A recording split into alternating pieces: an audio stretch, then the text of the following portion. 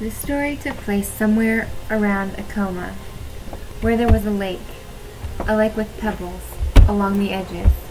It was a beautiful lake, and so a little girl and her sister went there one day. The older girl never liked to take care of her sister, but this day she seemed to be anxious to take care of her sister. So she put the little sister on her back. That was the traditional way of carrying babies, strapped on their back. And so they went off to this lake, and this lake had shells around it, and butterflies, and beautiful flowers. They called it Shell Lake. Shells and other pretty pebbles, where she amused her little sister all day long. And finally, toward evening, they came home to their quiet village home.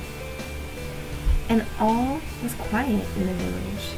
There seemed to be no stirring around or left. And then, when they got to their house, which was a 2-story house, traditional home of the Careys, she called Deanie upstairs, because the entry was generally from the top. No one answered, until an old man came out, decrepit, and he says, "You poor children, nobody's here. All our people have gone to Malahadal." That was the name of the high place where they all went that day to escape the flood that was coming. He says, "Today the earth is going to be filled with water, and everyone has gone to Malahadal, that high mesa land, to escape drowning. Your mother is not here. She left early in the day to go with the rest of the people. Only the old people who could not travel are left. And if you and your little sister follow the rest, you can tell by their foot tracks. But be sure to walk fast. Make haste, because the flood may be coming up before you reach the mesa." So she said they would. She started off with her little sister on her back, and pretty soon they began to cry. And what they cried is a song that is sung. The crying became this little song. It goes like this. "Little sister, go to sleep. Go to sleep. I suppose our mother didn't think much of us, so she left us behind. Go to sleep, go to sleep.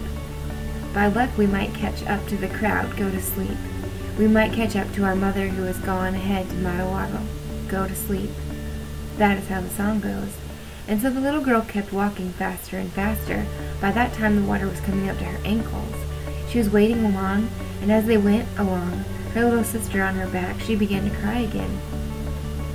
She sang, "Go to sleep, sleep, little sister, go to sleep.